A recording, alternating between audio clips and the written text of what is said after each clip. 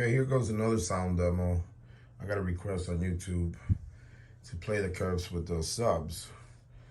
So I had to disconnect the MK speaker, the left and right, and connect the cuffs. So this is what I'm gonna have running. I'm not gonna have the Marantz, the other one. So the Denon is gonna be running in stereo 2-channel in pure direct. I turned off the EQs and the Odyssey, and I'm just running it straight with no EQ in it. Then I'm using this black OSD amp. It runs about 150 watts a channel, so I guess it'll be 2 channels driven.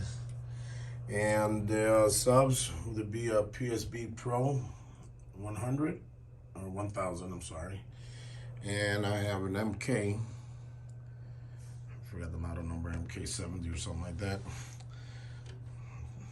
And that's what's gonna be running. Oh, and I'm also playing Grace Maya on my Sony Blu-ray 4K player that plays SACDs and DVD audios. All right, well, let's give it a try. I heard them both ways, without the sub, using the Denon with the amp. Sometimes you can't really tell the difference, but here we go. Let's give it a try. Grace Maya, Kiss of Life.